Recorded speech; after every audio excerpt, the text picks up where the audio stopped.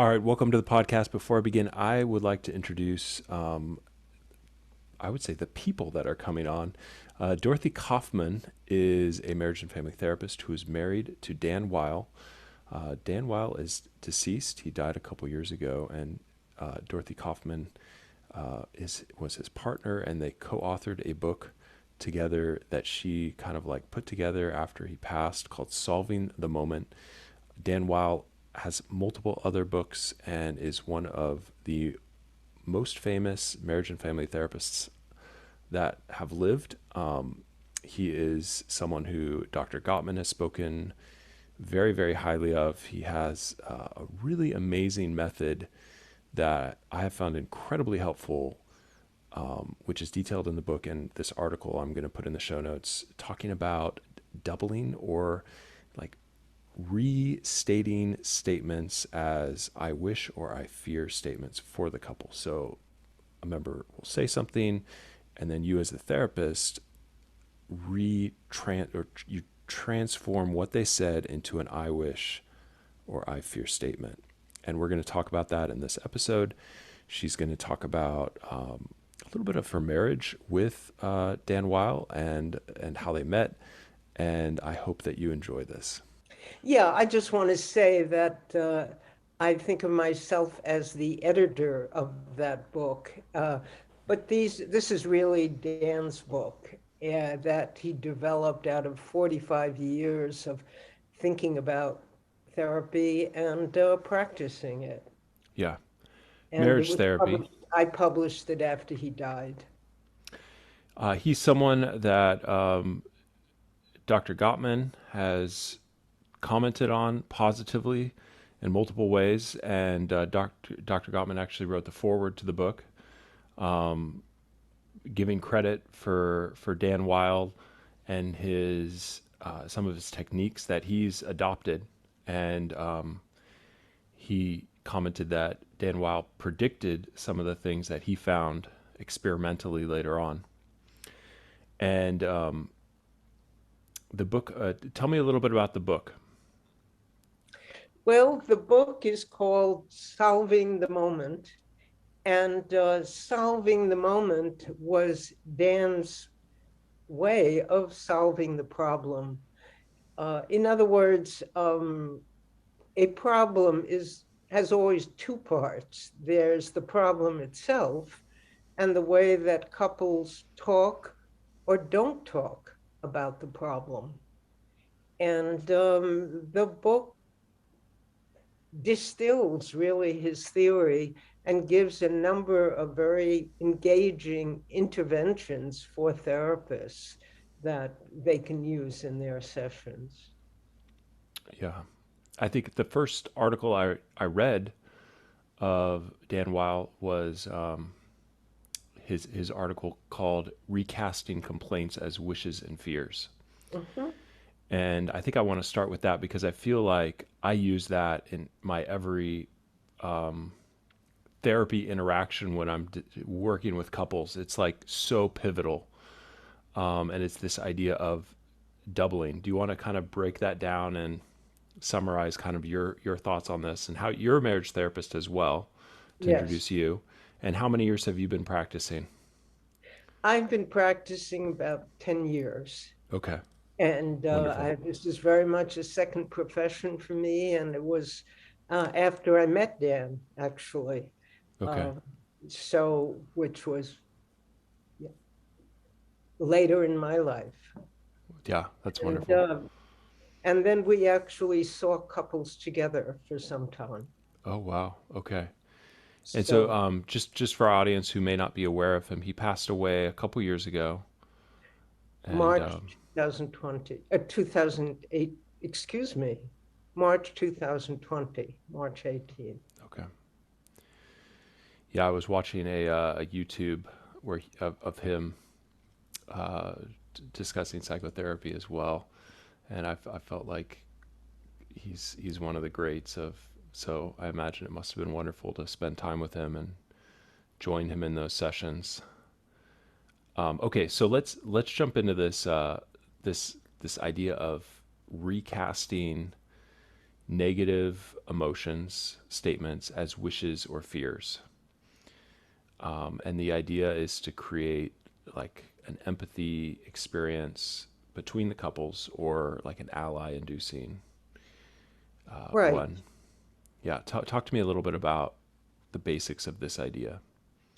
Okay, I think I'd need to start with the idea that you mentioned of doubling, which was really Dan's signature method for giving partners a way to talk intimately with each other. And the idea is the therapist speaks for a partner using the first person and reframes what that partner um, wants to say, and by accessing vulnerable feelings. And the vulnerable feeling could be all kinds of things: hurt or disappointment or shame. But wishes and fears are very often fundamental. And so Dan will express what the partner has said, often in an angry way or a withdrawn way, in a way that says, instead of, really, it bugs me that you're never home at night for dinner, uh, will say, I wish, I wish you could be home more often at dinner. I miss being together as a family. And the thing that feels extremely important and fundamental in Dan's work and in Dan's sensibility is that after he says what he has to say, he will always turn to the partner and say, that's a speculation. Where is it right and where is it wrong? Hmm. In other words, the partner will have the last word. And That's nice. Dan will model that equality between therapist and the couple that he feels is important. There's something about wishes and fears that seem more vulnerable than other ways of sort of interacting. Any thoughts on that? Yes, I think so often there is a wish or a fear behind an angry statement. I mean, it is a vulnerable feeling that you can really get at. And so often the partner just doesn't have access to that, and will be moved by having that expressed. Yeah. Not always, and I'm willing to talk about that. Okay. Let's I really want to just give some scenarios. I came up with one. Okay, so let's say the Amber says, patient Amber says, "You never listen to me and just play on your phone." Mhm. So so obviously as a therapist we're listening to that. It sounds accusatory. It sounds maybe like an attack, right? Mhm. And so the therapist then translates that into an I statement and says, so maybe they say to the couple, okay, I'm gonna try to say that statement a little bit differently, and then Amber, you tell me if I'm right or if I'm wrong about this. Okay. So the therapist would say, I have the wish for you to listen to what happened in my day, and it helps me to feel heard when you're not on your phone. What do you think? Yes, and I think expressing that as an I rather than saying what you feel also just creates a mysterious intimacy that is there much more powerfully when it's the first person. And I wish, I miss, Mm-hmm. I long for, Mm. or I'm I I worry that we're losing touch with each other, and that of course is a fear. Yeah. those vulnerable feelings that sometimes partners don't have access to, really. Yeah. I think that it also can help us in our own interpersonal relationships. One thing that I was hearing Dan Wile talk about in this YouTube discussion was he was having this discussion with his girlfriend, maybe wife, and maybe it was you even. And at one point you Probably, I said, think it's before my time. okay, it Yes. was before your time. And then the female asked him, Dan, like, how would, if you were a therapist, how would you double yourself, or how would you say that differently? And Dan kind of says, like, oh man, I was kind of jarred into this thought of like, wow, I wouldn't have thought of that if that question hadn't been asked, right? Like, so it's very normal for us in an argument to forget how to do this, right? And so he made it into an I fear or an I wish statement, and it was more connecting and vulnerable and created connection. Yes, and I think one of the things that really appealed to other therapists listening to Dan was the extraordinary humility that went along with his confidence. So he was very, very able to say, "Oh yeah, I wouldn't have thought of that. Oh yeah, that's really a good idea." And gee, I worry about this, or I worry about that. And in some paradoxical way, I think it increased his authority. That the kind of self doubts that therapists don't usually talk about, but every therapist has. Um, so when another therapist makes a suggestion, oh, I never thought about that. And Hmm. thanks for bringing it up. Yeah. It was very special. There's something it increases psychological safety as well, and increases our ability to give Exactly. feedback, to speak our, to not just imagine and say what this leader, right, Yes, is what you want him to, what you perceive maybe he wants to hear, right? exactly. Yeah, and so it kind of like gives the audience, or gives the couple the authority, a little bit of the authority back to be arbiters of their own sort of internal experience, which is kind of one thing that came through with me with him was it sounded like he wasn't completely against a good argument, or Right.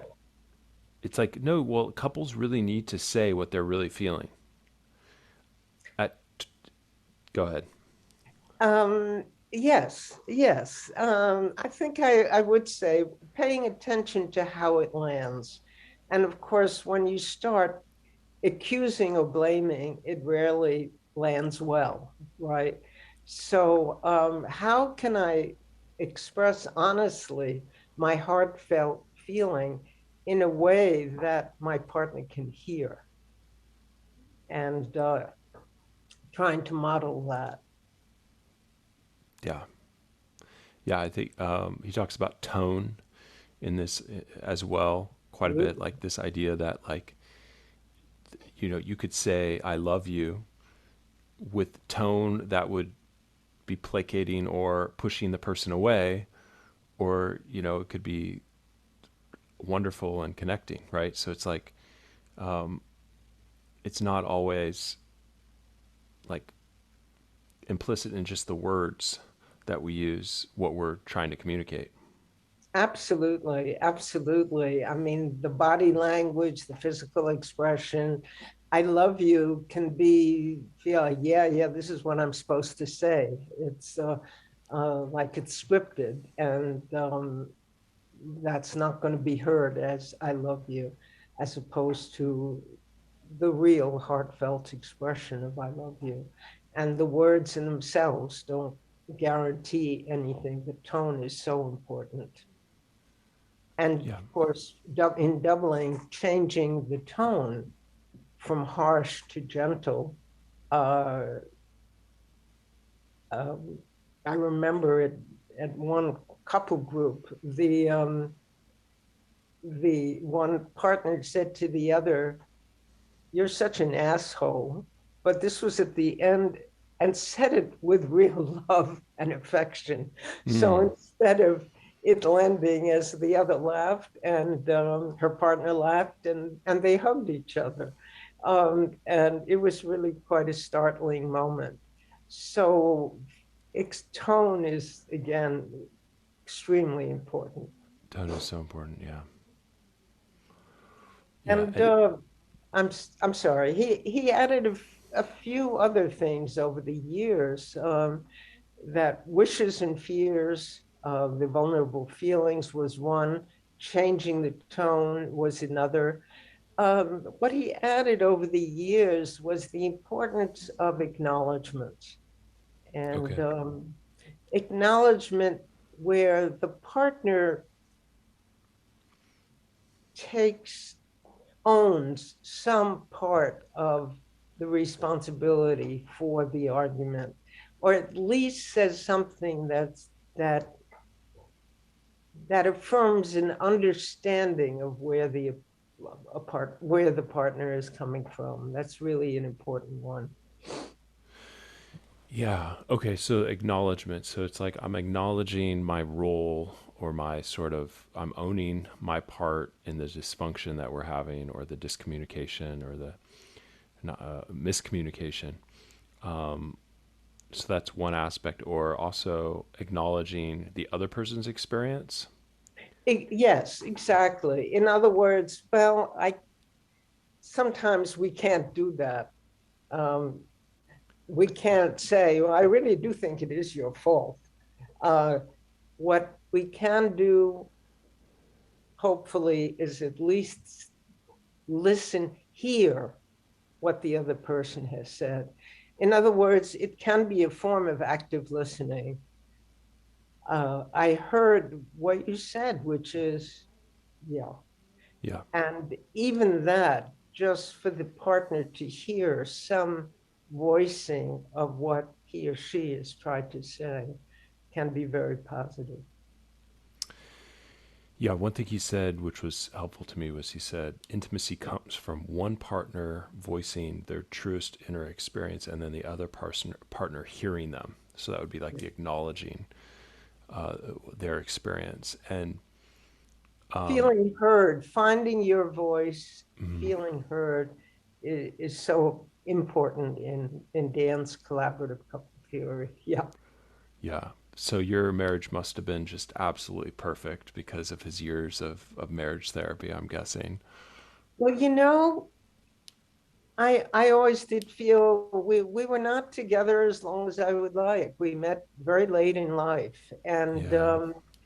um, Dan was. Let me put it this way: I felt that he brought out the best me that I Oh, can imagine, and he felt the same. I mean, he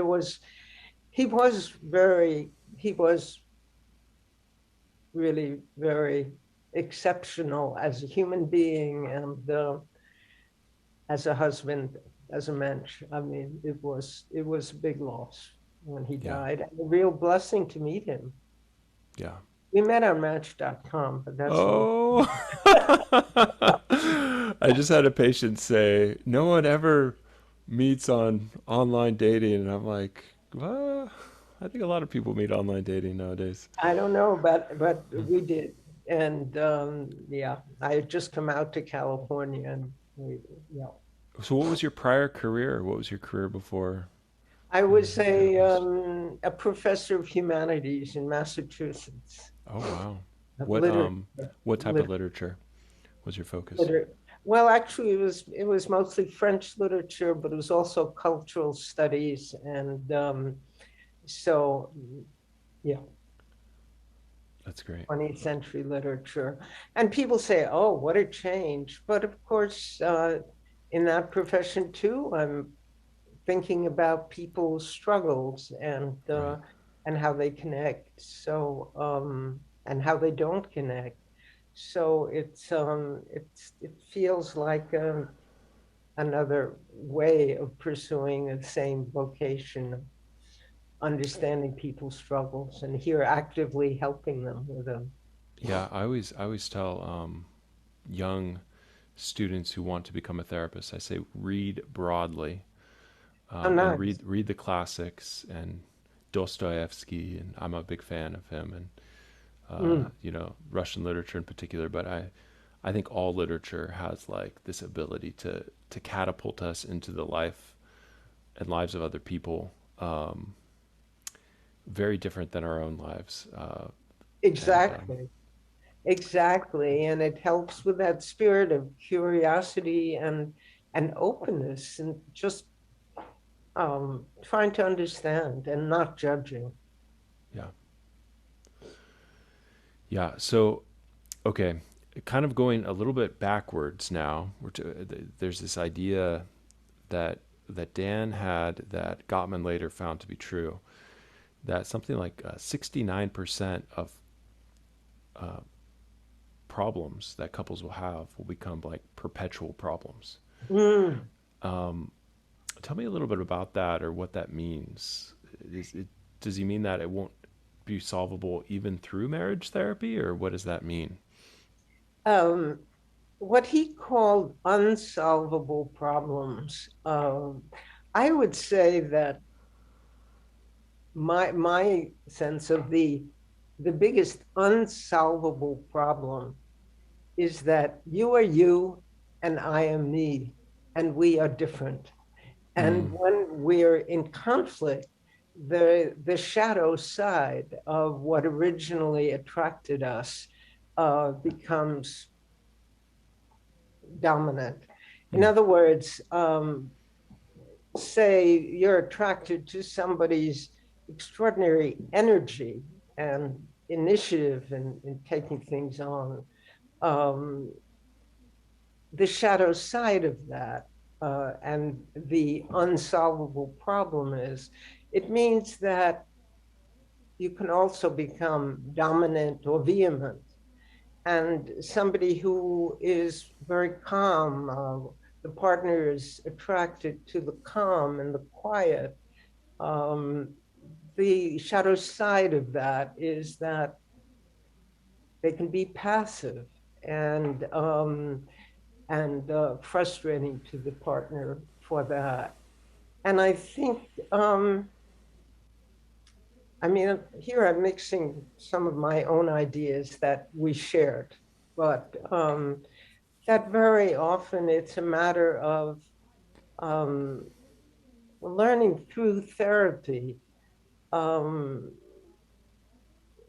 to accept, to accept and adapt to a person's sensibility and temperament, and that can't be changed, and learning what you can change and what you can't change.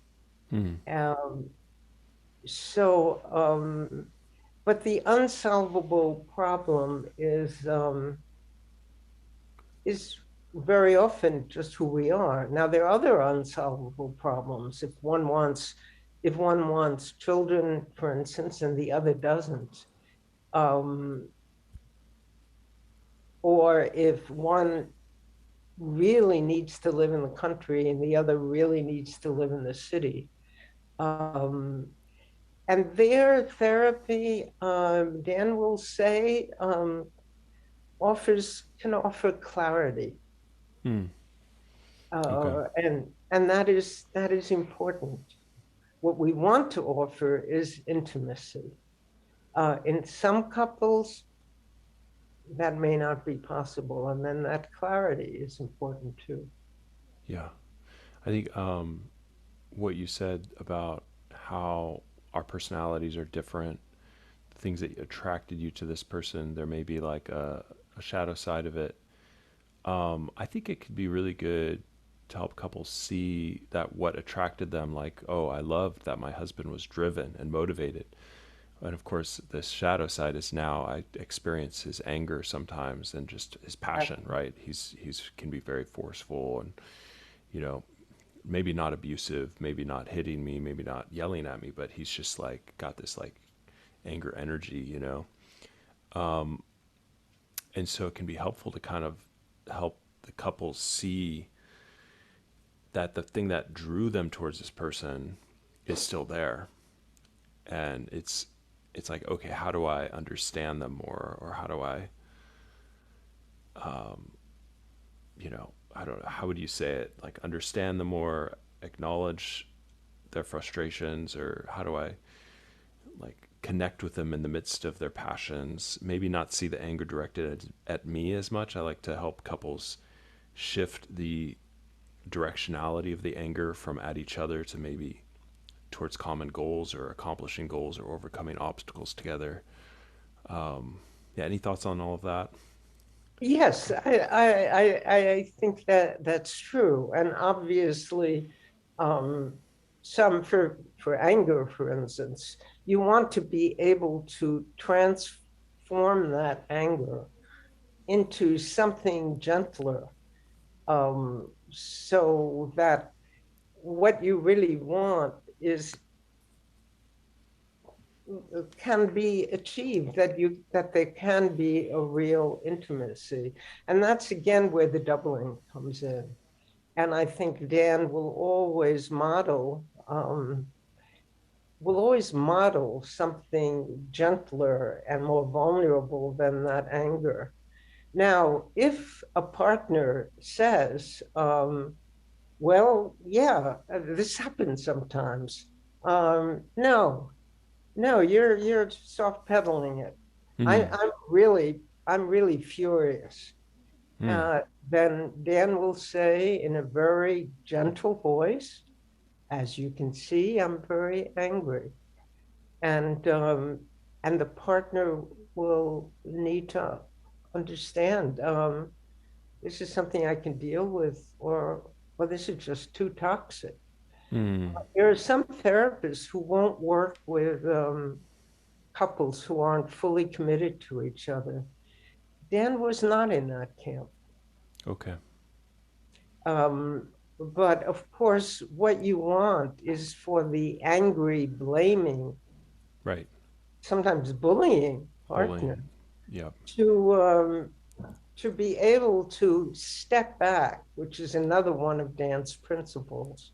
Step back and see the couple, uh, and calm down, and really, Dan modeling uh, that kind of stepping back on a platform, is one of his principles too. Okay. Yeah, that's some good additions there, because I always wonder, like, well, what if it is anger and that's the primary thing? Like, you're looking for the wish, you're looking for the fear. Maybe there is a fear, maybe there is a wish as well. But what if it is the anger that is the primary sort of thing going on there? And I think you're right to say that it's not helpful to blame the other person, to shift, you know, like to put the responsibility on the other person, like you're responsible for my issues, or you're the problem for my issues. It's that's a different directionality of the anger. That's the anger pointing at the other person and like blaming, Right. which is not helpful. And I think that's where it's helpful to do that doubling, where it's like I make I statements, like I fear or I wish. Yeah. With anger, there could be like an I wish statement, like I wish, you know, we were able to overcome this struggle that we're having, or I wish you could hear me how important this is to me. Or with fear, there could be fear underneath anger, of course, like a concern, like I fear our kids' safety, and that's why I'm wanting to be careful with this thing, you know, or something like that. Absolutely. There are a number of vulnerable feelings, and the wish and the fear, I think, are two major ones. There's also hurt, there's shame, um, there's disappointment. All of those things are very often the vulnerable feelings that, because they're more difficult to feel, perhaps more, especially for men who are trained in a certain way to be tough and not to feel those vulnerable things. Um, so the anger is what comes out. Um, Right. They might not have a conscious representation of more nuanced emotions exactly. beyond Yes. anger. Or recently, what I'm seeing a lot of is people say I'm anxious, but Oh, yeah. there's really a lot of other emotions going on there as well. Like it could be anger, but they're saying they're anxious, or it could be shame. They could say I'm anxious. So it's like we get these like sort of unnuanced words that are sometimes less helpful to describe a whole constellation of Yes. feelings. And um, and very often, it's it's interesting when Dan doubled for people, and of course we saw couples together, so it was wonderful to watch how he did things. Um, and when he would say, "How much is right and how much is wrong?" or "This is just a speculation," if somebody, if the partner said, "Well, no, that's not it," he saw that as just as helpful as when the partner said, "That's absolutely right," because then the partner was able to find words that he hadn't found or she hadn't found before for what they were really feeling. And it was just it was just fascinating to see how Hmm. that worked. Any examples come to your mind of? Um, well, let me think. I think I'd have to think about that for Okay. a minute. Maybe But you miss seeing the examples, and that's okay as well. I imagine it was a yes, lot of fun to sit there and to do therapy together as a couple. It's connecting for you guys. absolutely, absolutely, it certainly was. And I think what is really interesting is um, in our couple, um, when I disagreed or was irritated, which didn't happen that often with Dan, his first impulse was not to argue, but first to verbalize, to try to understand where I was coming from. Hmm. And there was something so disarming about that, um, that it just really was a very positive quality in our relationship. Okay, so you would come at him with like an issue, and he would meet you with curiosity and asking questions, trying to understand it more fully before reacting or like Exactly. trying to fix it or jump into conclusions or. Exactly. Or another thing, he could be very funny. And we got to a point where in any couple there are obviously certain habits that we have over the years that don't change. And we could tease each other, play with that, play Hmm. with the Okay. differences. Yeah. And that was a lot of fun. Uh, he he hated shopping, for instance, and so he would buy he would buy 10 times Hmm. what we needed, so he wouldn't have to shop again. That's funny. And I was, yeah, but we could laugh about that and play with it, so that helped a lot. Yeah. Yeah. Yeah. One of the, I think in a recent study, they found that, one of the most attractive things people are looking for is a good sense of humor in their partner. Absolutely. And, Oh, the well, difference. when we're attracted to someone, we laugh more at their jokes. So there may be that. But then also, humor is also a sign of intelligence.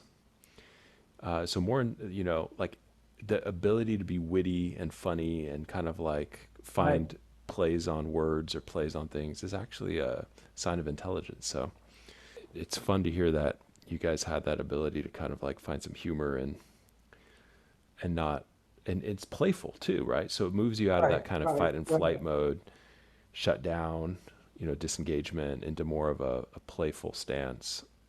And it creates a complicity, a sense of we really are on the same team, Yeah. and we get each other. Yeah. And of course, trying to create that within the couple, to model that, um, was a big part of what Dan was doing. Were you guys friends with the Gottmans? Did you ever have meals with them, or like was there a relationship there, or was it mostly just like correspondence by email and stuff like that? No, there was a relationship. They invited us when they were we actually went to their workshops, to a few of their workshops. We went to a workshop when which was a big couple workshop, and we Dan and I were figuring out about, are we ready to live together? Hmm. And then a few years later, they invited us to their island. They lived in an island off Seattle. So yes, it was definitely a very close friendship that they had That's meaningful. over the years. Yeah, and a lot of mutual respect and admiration. Yeah, it's so nice to have that sort of like, we can appreciate each other's commonalities and differences. And I saw that in the forward and the way that um, in the book you guys talk about Gottman and their ideas and how there's similarities and how we call things slightly different at times, right? But Right, we're right, kind of right. seeing the same thing. That was helpful. And I think as John saw it, and that's correct. Um, the Gottmans discovered by research what Dan discovered intuitively. Really, it's he did not do the kinds of experiments that the Gottmans did, but he Dan arrived independently at very similar conclusions and different and methods. Yeah. Yeah, and I think there's a lot of commonality in the threads. Even with emotionally focused therapy, there's some commonalities between what you guys are doing and Absolutely. emotionally focused therapy that I've seen. What are the commonalities that you see between your style, Dan Weil style, and emotionally focused therapy? Well, I think the attachment wound, the idea of attachment wounds is really very fundamental to emotionally focused therapy and to Dan's work. Um, it is precisely with that vulnerable feelings, those emotional wounds that he's trying to bring out. And yeah, I think expressing those emotional feelings for the partner in these I statements, is a different way of getting at the same thing. Um, Dan tends to focus on the present, and will go to the past as the client leads him there. Hmm. But that past is, of course, the attachment wound that Sue Johnson talks about. Yeah, Yeah, it seems like attachment is so central, and the dance of attachment. How one exactly. Dan will talk about how one partner is often kind of more attacking, and the other partner is more like avoidant. Whereas Sue Johnson will talk about the same kind of dynamics, Um, and yes, and that and that Gottman Dan, as well. Go ahead. yeah, Dan uses the phrase pursuer distancer, and it very often takes that form. The pursuer pursues, and when they get frustrated because the more the pursuer pursues, the more the distancer distances, and then it can take the form of indeed the pursuer will get into ambivalent attachment mode, and the distancer will express that kind of avoidance that is talked about in emotionally focused therapy, and trying to bridge that. Yeah, I think also about like how the avoidant attachment style, there's some often some like dissociation in that avoidance or shut down, right? Um, Exactly. which can be like a stonewalling of sorts, as Gottman would say, or just kind of like I'm putting up walls and it's hard to get through to me. And what you're saying is that the person who's the pursuer will actually maybe even pursue more in that Right. moment. Right. And I think again with the doubling, sometimes the hope is that the couple will be able to step back and see the pattern, what attachment theory calls the dance that they're in. Um, that's what you hope for. Right. So instead of, and I think the I statements, the I fear or I wish, can Yes, sometimes pierce through both sides of the pursuer or the avoider. It could pierce through both of those types of statements. Like I was just with a couple the other day, and it was like, the I statement was, I fear when you disengage from me that you don't love me.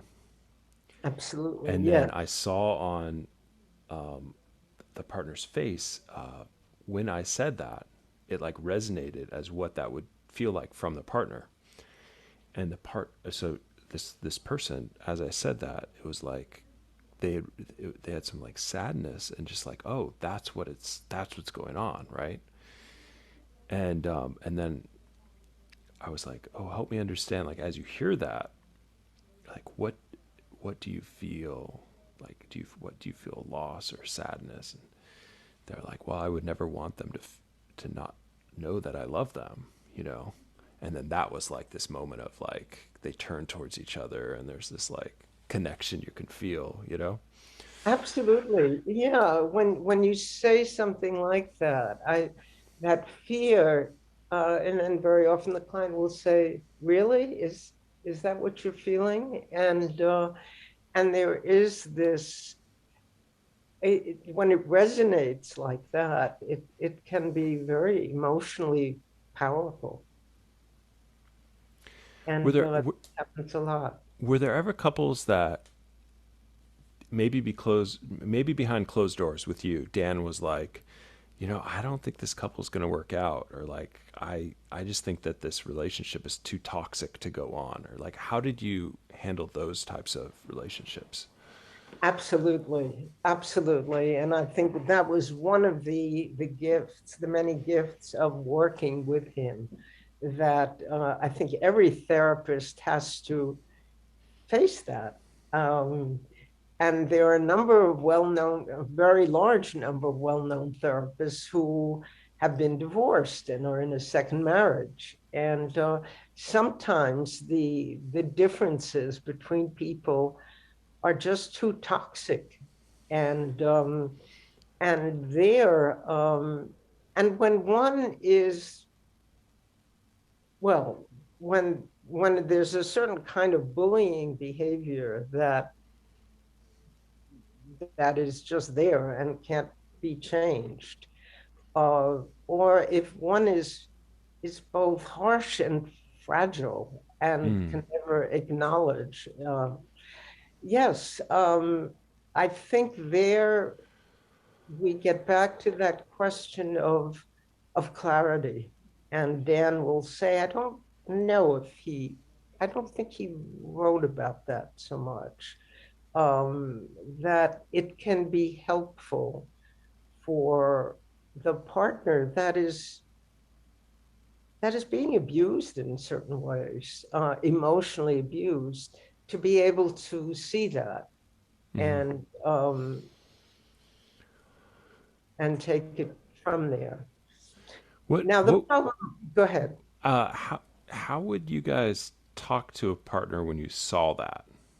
Like, would you explicitly say to a couple ever, like, this is just too toxic or the bullying is just too much for us to be able to help you? No, that was not something that Dan would do. He would the questions he asked, the doubling. He would try just to present things in such a way that the partner could figure it out. Now, occasionally, since there were two of us, we did have some sessions where we agreed that maybe it's time for an individual session that would be helpful. So Okay. when that happened, one of us would speak with the partner and give her or him the emotional space to express things that were more difficult to express in a couple. And Dan would never initiate that, and I don't tend to initiate that. But I think there are ways of there are ways of leaving emotional space so that that can be felt, there's access to the feeling, and can be expressed. Hmm.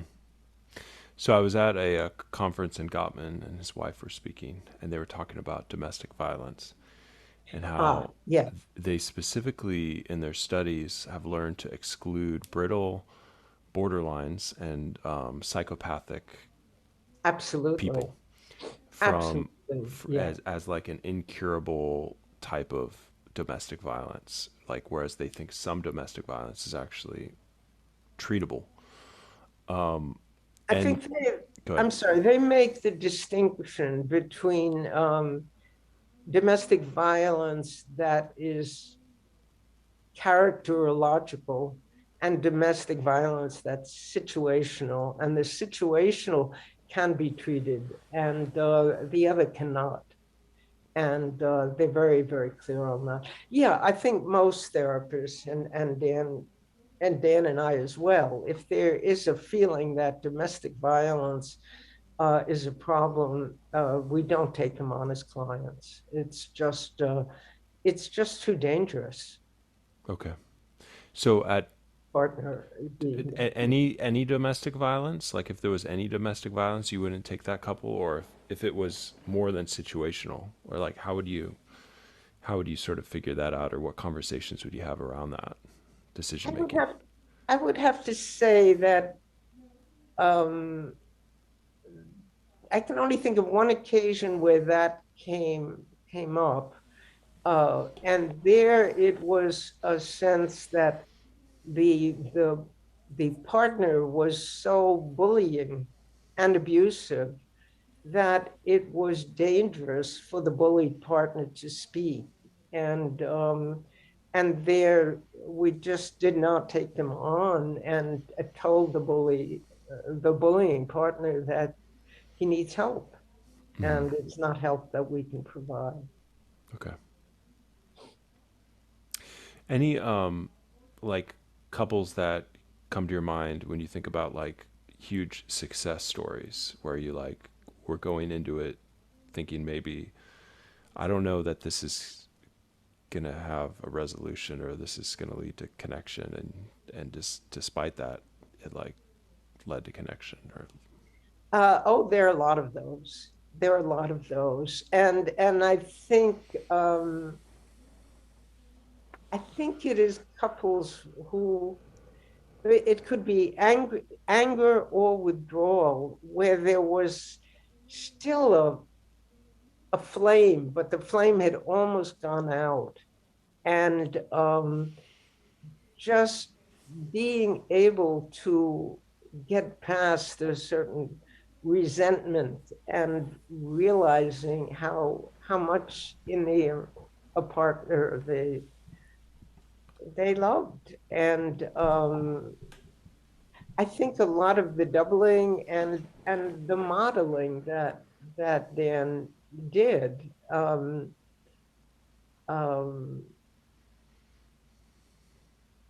there were a number of those, and I mean, a few people who would say to Dan occasionally to me, "I wish we could wish we could Hmm.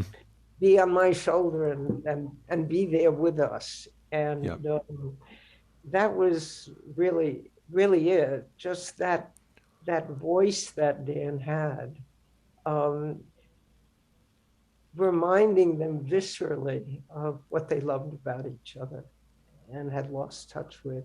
And this is often true too for couples who um, have taken each other for granted. And Mm. it's just being able to get in touch with the way they used to feel about each other, and the spark was still there. It was just in danger of going out. That must have been wonderful to watch. Did you see over time couples internalize the ability to speak in I fear or I wish statements to each other in the actual sessions? Like did did you guys see that sort of get modeled to the point that people started to do that in your sessions themselves? It was very exciting when it happened. Yes, the answer, I can definitely say yes. Yeah. Anything more you want to say on that? Because I think that's really important for people to understand. Is like, yeah, as a therapist, you're doing this, and it may be something that you do over and over again, and the couple is hearing you do it, but then it's like eventually they can internalize it, which is really powerful. It's like being in therapy myself for years. It's like I've internalized the empathy internally of one of my therapists in particular that I've had. That is the wish, right? And often it happens. It that couples feel lost, and then they feel found, and they find their voice. And it's very exciting when that happens. And we do have that experience. So you met on Match.com. How did it progress from there? Since I have you on with me, I think Oh, we have to like hear the story. um, well, I would have to say it. I took the initiative on that one. Dan had a write up that just so appealed to me. It was minimalist and showed the wry humor that characterizes him. And we we met, and there was a spark there really from the beginning. And So yeah. you read something of his, a write up of his, and Oh that no, sort of just his attracted you towards him. profile. Just His his profile. his We're talking profile. about Okay. two paragraphs. Yeah. And as a literature professor in my former life, I'm very sensitive to language, and I loved the way he used words. And he obviously found things in my profile that he liked. So we met, and there was just an ease of conversation. And Dan defines himself, as I do, um, in that profile as, I think of myself as an introvert with extroverted moments.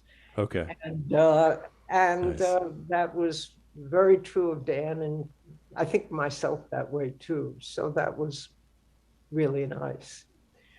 Um, Yeah. Yeah. So I I think that's really important as you, if you're listening to this and you're single and you're building your dating profile, it's like don't be afraid of putting out some nuance of like what you're looking for, who you are. I've had a couple patients who show me their profile and I'm like, this doesn't tell me anything about you. right, And exactly. and so that's interesting how that kind of Yeah, inspired some. he puts there were some positive things. He said something like, "My friends say about me," and Then he put various things, and then he says, they're my friends after all.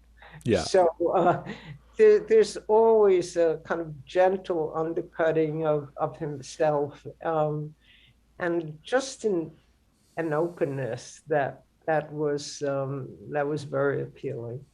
a little refreshing humility, right? Absolutely. Like an awareness of like, of course my friends think highly of me. They're my friends, you know? Exactly, exactly. And refreshing humility, I like that phrase because that's so right on. That's good. So you guys dated for some years and or No, well, just 1 year, 1 year. one Okay. year. And then since I was trying out living in California, I'd come from Massachusetts, and then we moved in together. Okay. Nice. And yeah, any other memorable experiences or things you'd like to share since, like this is going to be on YouTube and I'm sure people who are looking him up and trying to understand a bit about him and his thoughts. Anything Well, else you'd I like do to put want to out there? say I didn't realize this would be a video conversation. I thought it would be uh, Oh, just audio. I think I would have done a few things differently. But anyway, maybe then I can show the book. And I do think it's a wonderful book, engaging and readable, and gives so many specific, not be seen. yep, yep. Yeah, solving the moment if you're listening to this auditory. And it is, I would say, very readable. It's short and concise, which I appreciate. It's not hyper verbose. It's to the point and it gives good examples illustrating the points. And so it's a nice psychotherapy text. It's readable. It's like some texts I pick up and I'm like 2 chapters in and I'm just like suffering. I'm just like Yes, yes, I'm just exactly. suffering. I'm just I, like, th- oh gosh. I can say it's actually fun to read, and Dan gives wonderful, engaging examples and of interventions that I think are immediately useful for any therapist, whether they're a beginner or very experienced. So Yeah. I can really strongly recommend it. Yeah. Well, I think you'll get some sales from this. It goes out to a number of people.